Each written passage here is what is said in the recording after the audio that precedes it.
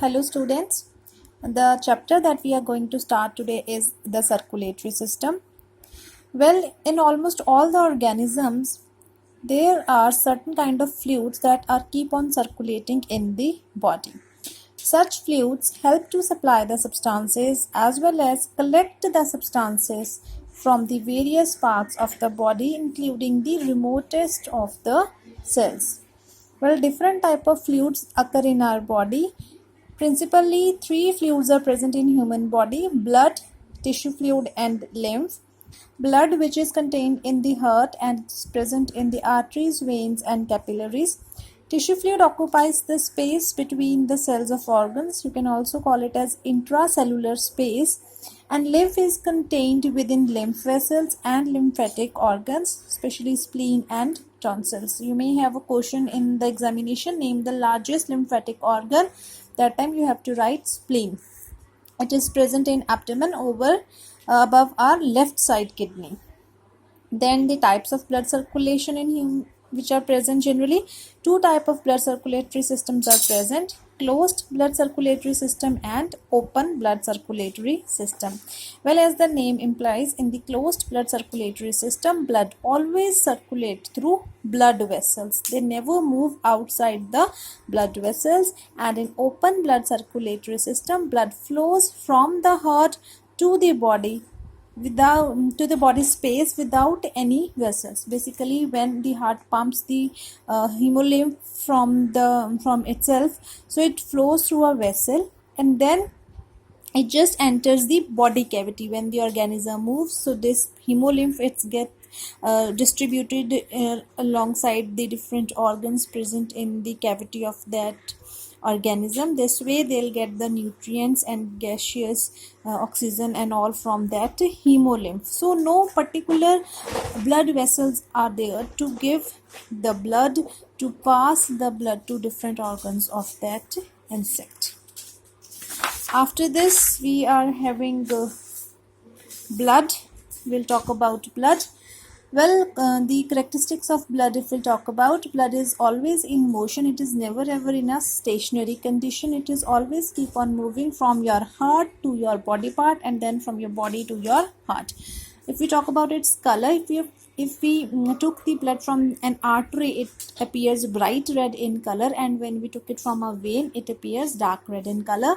Volume of blood in a normal human being is ranges from 5 to 6 liters. The taste of blood, it is quite saltish, and its pH ranges from 7.3 to 7.45. You can say slightly alkaline, as 7 is the neutral pH value.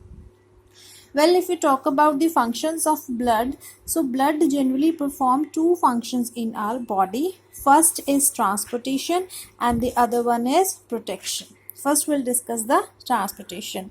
Well, with the help of blood, the digested food is transported throughout our body. We know digestive system, it keeps on digesting whatever we have uptaken.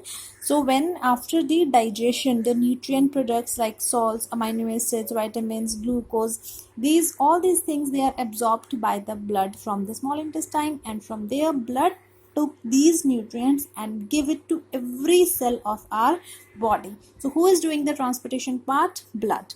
Secondly, transport of oxygen. We know when we inhale the oxygen, then from our lungs, this oxygen is transported to the tissues. Who will do this work? Who will take this oxygen from the lungs? RBC is having this pigment hemoglobin, which combines with the oxygen, forming an unstable compound known as oxyhemoglobin, which then travels to the tissues. There it breaks up, giving this oxygen, and then hemoglobin, it just separates out from this oxyhemoglobin compound.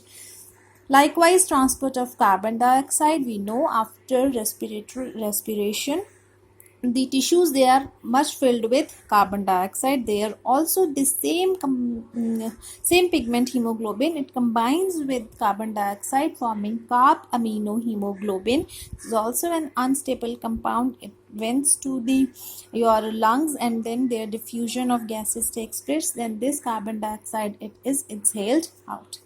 Then transport of excretory material, we have discussed in detail in our last chapter, the discussion excretory system, because blood, it carries all the waste products of our body, including your metabolic nitrogenous waste such as urea, some salts, water, vitamins, everything blood is used to carry.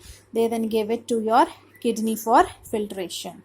Then transport of hormones, certain glands in our body which are which are basically known as endocrine glands, they pour their secretions directly into the blood, and from there blood take these secretions to the organ, to the part where its function is required.